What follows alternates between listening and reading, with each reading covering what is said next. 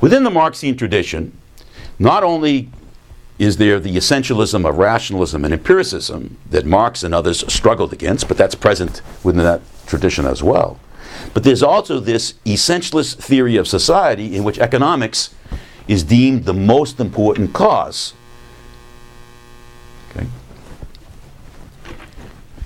Marx, and especially Engels, had the following idea.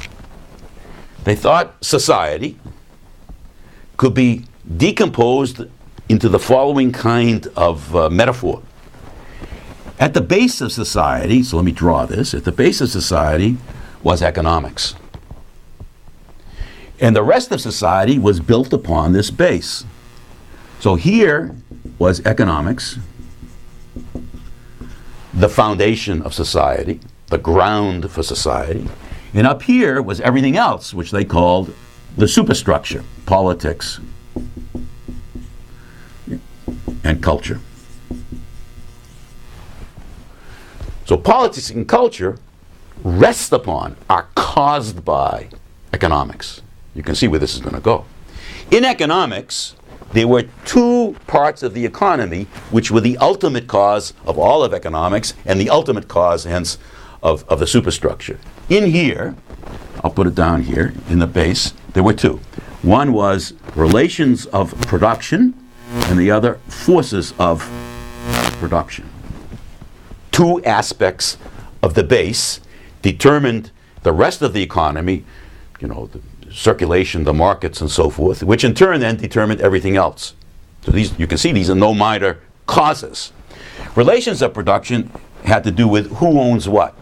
So the distribution of ownership over the means of production, the tools, the factories, was the relations of production.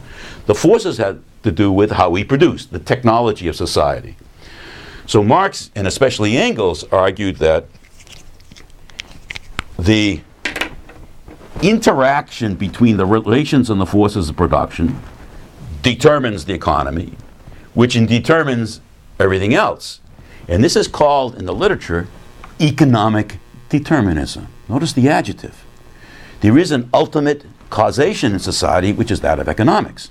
In everything else, how we, the music that we play, the literature that we see, the advertising, the production and circulation of goods, is ultimately grounded in the relations and forces of production. That was so important that they put a label on this, and it was called the mode of production. So the idea was that the mode of production is the ultimate cause. It's the essence of society. So if you understand how the mode operates, the relations and forces, you understand everything. That's a powerful theory. That's really modernism. You have now the two essential aspects and the tools with which and by which they figure out what is really going on. That's their modernist theory.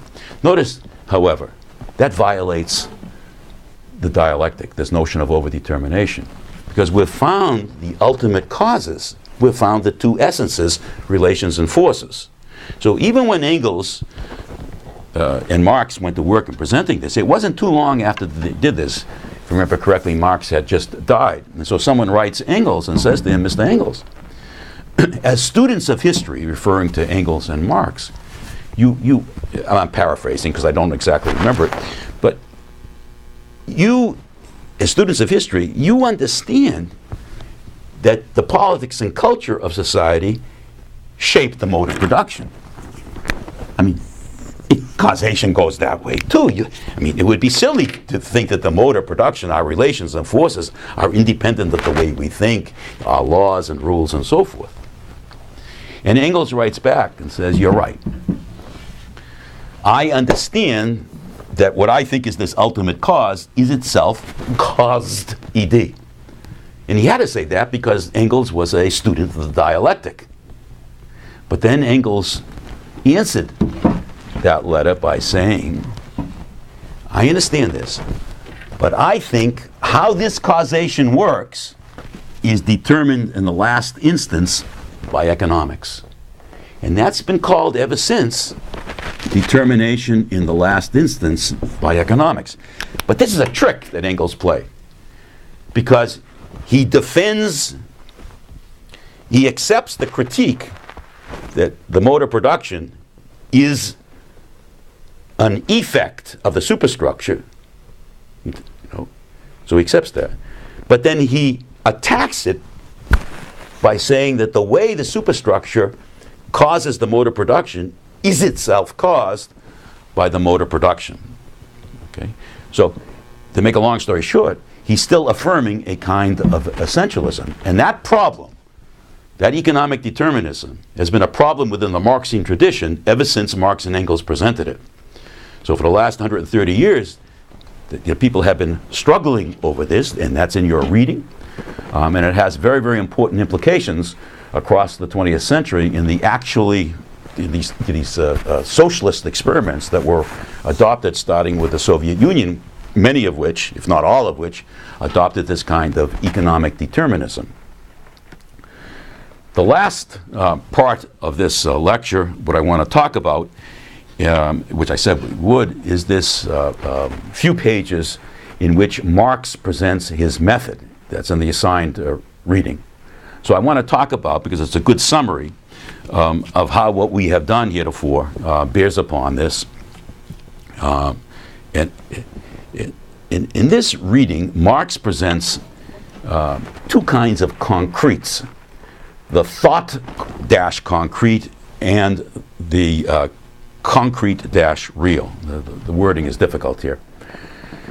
The thought concrete is a result of theorizing. So you think of people thinking and they produce a theory of society. He calls that the thought concrete. The concrete real refers to reality, or the word that was used in his day, materiality. Okay? Marx theorizes the concrete real as a totality, as a site of determinations emanating from political, economic, and cultural and natural processes. Hence, he produces a particular thought concrete of the concrete real, which is, I'm going to use not his language, our language, which is an overdetermined totality, which exists in contradiction. I'm using what we just talked about. Okay, that's the way Marx produces his thought concrete of reality. So once again, reality is the site of these different determinations which are pushing and pulling in different directions, hence it exists in change.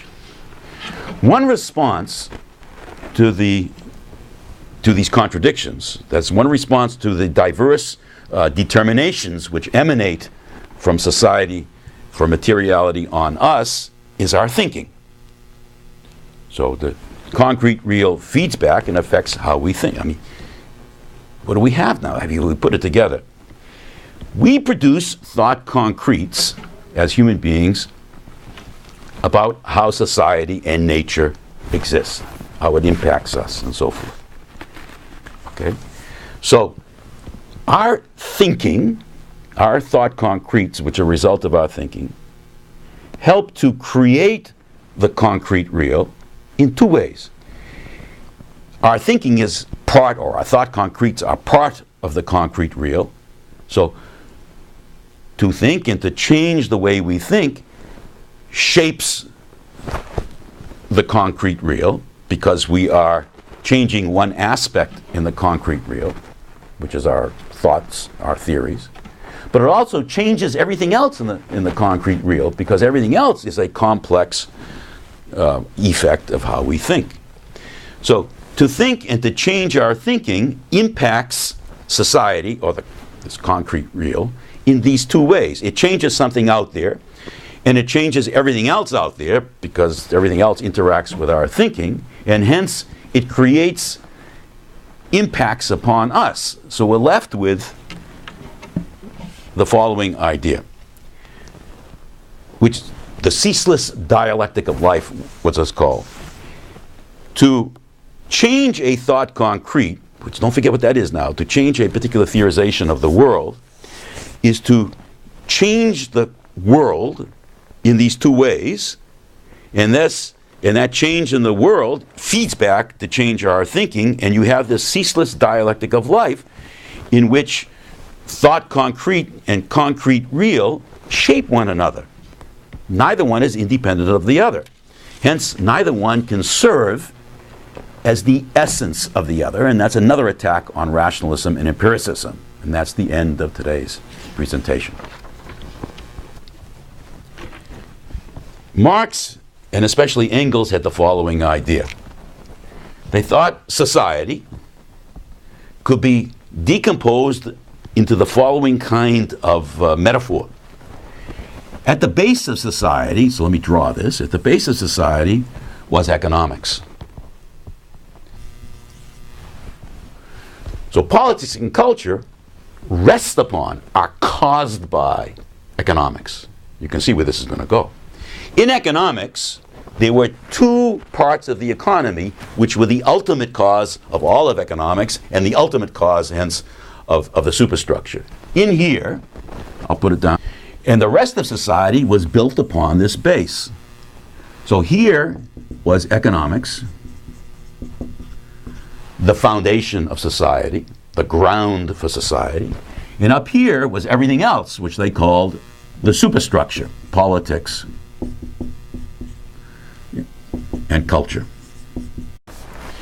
Within the Marxian tradition, not only is there the essentialism of rationalism and empiricism that Marx and others struggled against, but that's present within that tradition as well. But there's also this essentialist theory of society in which economics is deemed the most important cause. Okay, on here, in the base, there were two. One was relations of production, and the other forces of production.